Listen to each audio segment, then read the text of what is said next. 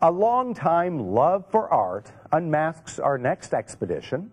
We're about to meet a globe-trekking artist who's brought a little piece of the world back to her gallery in Rising Sun. With producer Jeremy Sage as your guide, you're about to embark on a journey that takes a little bit of Mexico, mixes it with a little Oriental mysticism, and comes up with an otherworldly Kodak moment.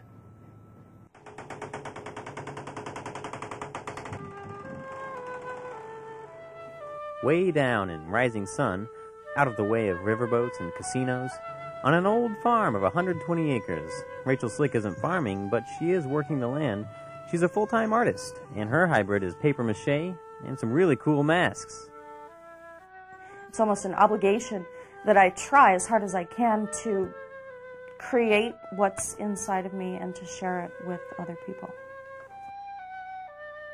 Anything that strikes me, anything that feels amazing or beautiful is something that I want to express. I grew up in San Diego, California. I decided that the best way for me to get an education was to travel, and travel all around the world. It was my last trip to Mexico that really inspired me to start doing paper mache. All the colors and the forms that just really connected with the way I was feeling at that time.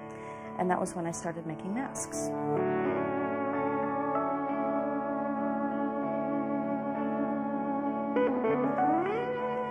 I think a lot of people don't take paper mache seriously as a legitimate kind of material.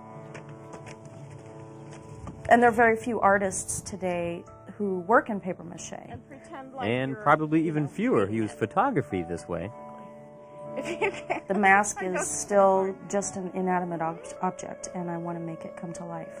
And so a long time ago, I realized, well, if I'm going to make a mask, I might as well find someone to wear it.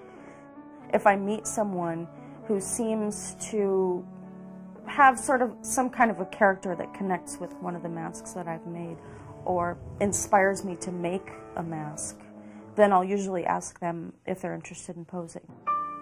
It's not an easy task, but once the models are found, it's up to Rachel to set the scene. This time around, some animals are posing as civilized human beings.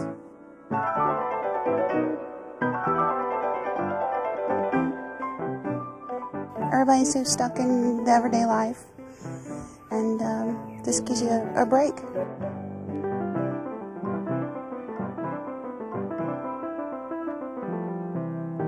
When people see the photographs, I think they are maybe a little taken aback.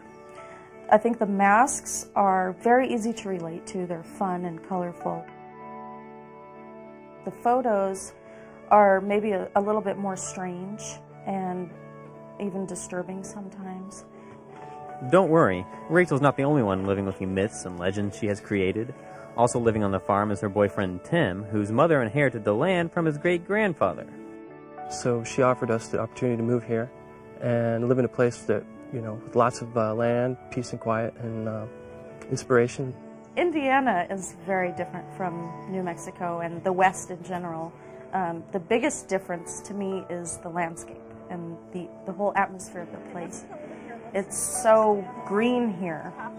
The grass is such an amazing force. I mean, it's everywhere, and it grows, and it's so huge. And when I first moved out here, I was going to give it a year, and it's been 4 years now, and I love it more and more as I live here. Living out on this farm is it's so beautiful here, and there are always things happening that make me feel like I want to stay here forever. I can't imagine just working in a restaurant or wearing a suit to work every day. Anything that I can do as an artist that people want to see is what I want to do. One more thing, Rachel doesn't always limit her handiwork to the visual. She's quite the wordsmith as well. Here's Creating a Circle, a poem drawn from her art.